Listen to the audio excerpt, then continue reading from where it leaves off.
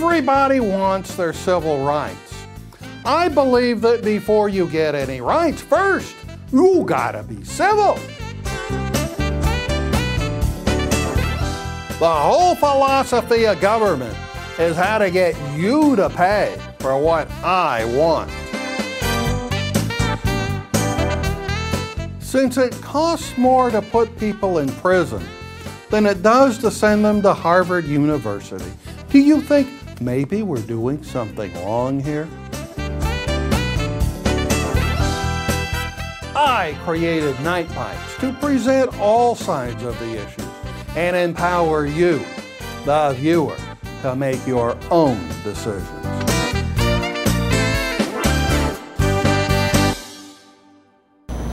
Howdy, folks! Welcome to NiteBites. I'm your host, Clark Garen. And I'm your co-host, Denise Oliver. And we're just really pleased today to be able to, just a few days after the President's major address to Congress, discuss health care. Okay. And my first question to you is, as we rehearsed, folks, she made me give her a script. My first question to you is, have you ever been without health insurance? No, I never have. In your whole life? Well, I don't remember like the first 3 years, but in the time that I can remember, I would definitely say I have not been without health care. And your father had health care? Yes. Now, how did he have health care? Well, the company he worked for, Goodyear, Goodyear Tire and Rubber? Yeah, Goodyear. They had really good health care benefits, so we always were covered. And then right out of high school, I started working for Pacific Bell, so I had my own health care. Okay, well, and I must confess I've always had health care too. Yeah. Which proves one thing. You and I are part of the silent majority that is completely unqualified to have any opinions about health care, because we don't have a problem, do we? No, I don't agree with that. I don't agree. There's a surprise. The broad don't agree with me. I think healthcare is everyone's problem, because when people don't have healthcare in our society, for example, if a catastrophic illness affects someone and they have to go bankrupt paying for the medical bills, who pays for that? You know, anytime someone loses their house because they have to pay for their medical bills, and their house goes into foreclosures, and it brings down the property value of everyone else's house. Nobody's losing their house over medical bills. They are going bankrupt, but the houses are exempt, and they can go bankrupt and they can keep their house. What's making people lose their houses is your hero, the first black president in history who has turned his back on his own people and turned his back on the middle class by refusing to let you reduce your debt in bankruptcy court. He campaigned saying he was going to do that, and then he lied and he didn't press for it and he didn't do it. Okay, and that has what to do with health care? Well, it doesn't have anything to, it really does have something to do with health care. Because it's really the tip of the problem, as Representative Wilson so inarticulately stated on the floor of the House. Oh, but the President is lying to us. Now, I don't necessarily think he's lying to us about having the bill drafted to not provide service to illegal aliens. I'm not going to agree that he's lying about that, but when he says he's going to make this revenue neutral, this isn't going to cost us a lot of money, we can make this up by making the system more efficient, he's lying to us. Okay. And when he says that, well, we need to do this reform so that your health care premiums and my health care premiums won't rise to the point where they're not affordable, I think he's lying about that too. You think he's lying about that? No, I don't think he's lying about the premiums going up. I think he's lying about the idea that this legislation's going to do anything about it. Okay, but do you not agree that there has to be some type of reform in health care?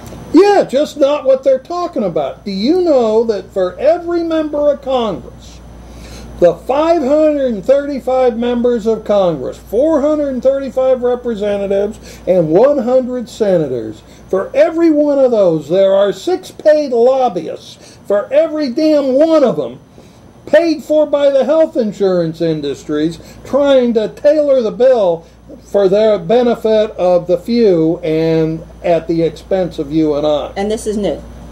No, it's not new. Exactly. It's been going on for the 60 years that they've been trying to reform health care. Mm-hmm. Actually, almost 100 years that they've been trying to get health care reformed. Good, yeah. So that's not change. The only thing that's changed is the... That's not change, you can believe it. Yeah. That part of the lobbyists, the whole lobbying system, that's never going to change. There's always going to be people trying to exert influence over politicians. That's why they have those PACs. So I mean that's neither here nor there. But our President Obama, ran on the campaign that he was going to change that. And he's that system. He told us, change you can believe in. We're going to get rid of the lobbyists, and he's not doing it. Did he actually say we're going to get rid of the lobbyists? He said we're going to reduce their influence, and all he's doing is increasing it. All he listens to are bankers. Okay.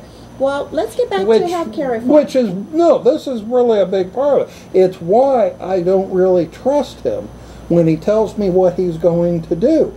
Because he's real good at misdirection. He says one thing, and while he's got me looking there, he's doing something else. He's picking my pocket from the back. All the while he's telling me he's not touching it, he's out there got his associates cleaning out my pocket. So your pocket's been picked clean? Well, not mine. Yeah, yeah. So you're just... But yours has. You're just speaking esoterically. No, I'm speaking about what is wrong with all of the bills that they're talking about. I agree that the growth of healthcare is probably unsustainable. I don't agree that there is one stinking proposal in the Congress that's going to do anything about it. Okay. Now, if you really want to do something about it, they talk about having a government healthcare system to, quote, compete, end quote, with private industry. And the conservatives, and I use the term conservatives because there are many Democrats who share this point of view. The conservatives are saying, well, we're going to drive private health care out of business because no private company can compete with the government when the government doesn't try and make a profit. And this goes unchallenged. The Republicans, the conservatives say that. The liberals don't say anything about it. That is a fundamental lie.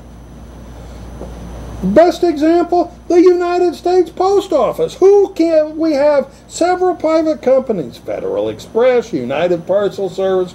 They're competing very successfully with the United States Post Office. So this idea that you cannot have a government program that competes with private industry is pure, unadulterated, not true. Now, what we really need to do is have a two-tier system. That's what everybody fights about. What we need are two tiers. Some health care that everybody gets as a matter of right, and better health care you get by private insurance and paying for it. I see. One is a safety net, and then one really provides the things that are near and dear to our heart, like plastic surgery and liposuction for weight loss. I'm sure that's near and dear to your heart. Plastic surgery. And liposuction.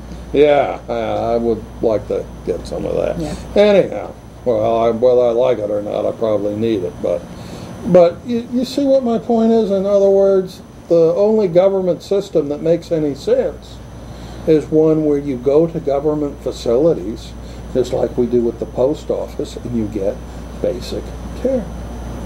And nobody's talking about that.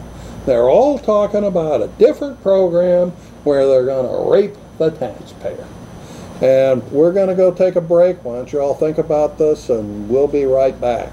So please stay with us.